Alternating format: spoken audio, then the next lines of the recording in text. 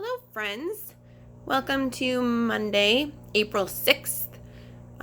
We are in week 4 of home instruction. Super crazy. Never would have saw this coming. Never, ever, ever. Thank you to those of you that did your library assignment for last week. I got a super good laugh out of a bunch of those papers. They were so good. So good. So today we are going to go back to practicing written response from a story. It's actually a story that Mrs. Van Duren recommended to us. So I think that's pretty cool. It's called Swoosh. So I'm going to read that to you. And then there's some comprehension questions that you have to answer. So we will talk about those after the story. So I'm going to, obviously, the story and the questions are both going to be posted in Google Classroom, so make sure you check it out there. All right, here we go. The story is called Swoosh. I'm going to be looking over this way because that's where the story is. So, all right, here we go. It says, Hani tied up the laces on her high tops. It's about a girl named Hani, okay?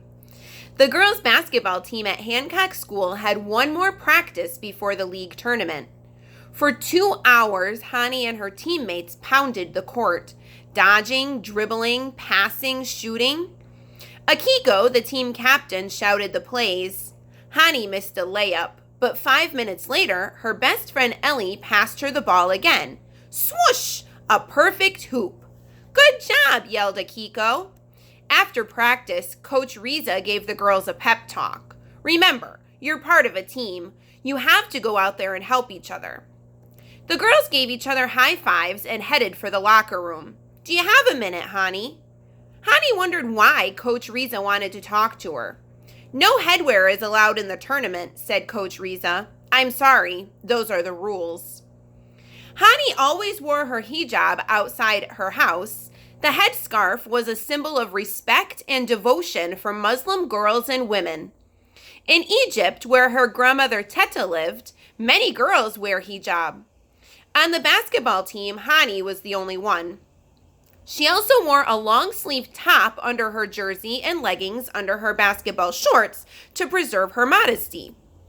Before she went to bed, Hani unfolded Teta's most recent letter. Your hijab makes you special on the inside and the outside, Teta had written. Hani hardly slept all night. The next morning, her parents drove her to the community center.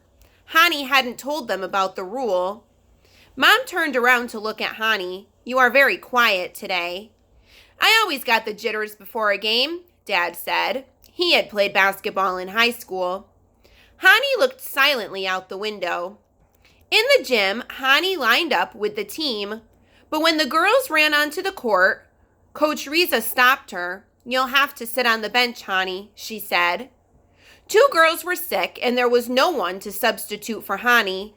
That meant the Hancock squad was 1 player short. Maybe I should take it off just this once, Hani thought. She raised her hands, feeling the soft cloth. Then she remembered how beautiful Teta looked in her blue flowered hijab. She put her hands down. Akiko saw Hani and asked for a timeout.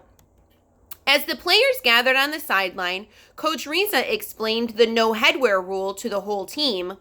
The girls then gathered at the bench. If you can't play, I'm not going to either, Ellie told Hani.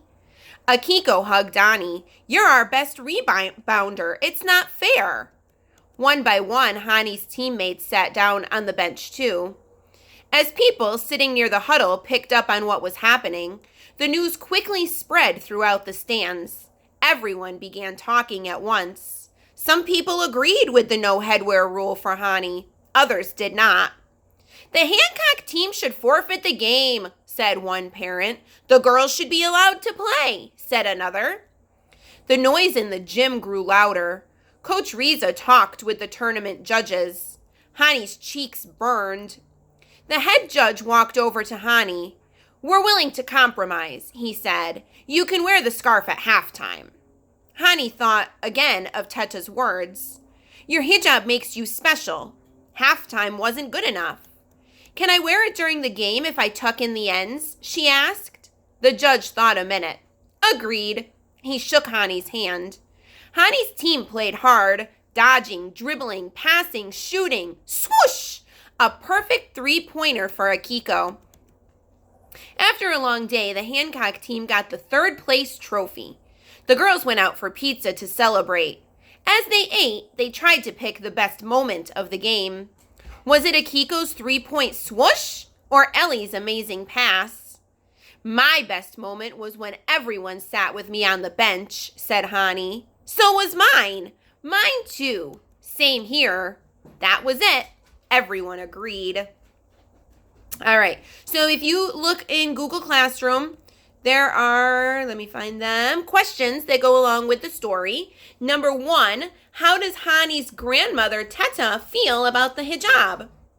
Number 2, why do Hani's teammates refuse to keep playing in the game? Number 3, why was wearing her hijab at halftime not enough for Hani? And number 4, after reading this story, what connections to your own life can you make? Have you ever stood up for someone, or has someone ever stood up for you? If so, explain the situation and how did it make you feel?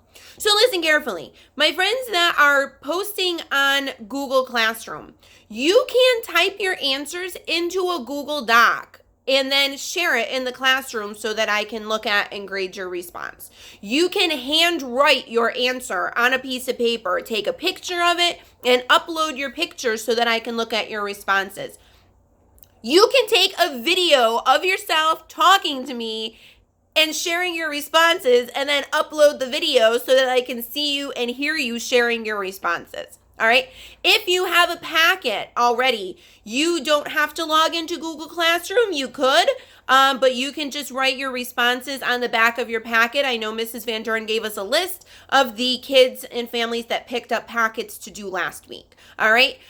So this work is assigned today and it is due by midnight on Friday. So you have a week to complete this assignment. By the time Friday comes, I look to see who completed it. I grade them and then I delete the assignment. The assignment's gone. So after Friday, you don't have the opportunity to go back and do this. All right. So you have 5 days to get it done.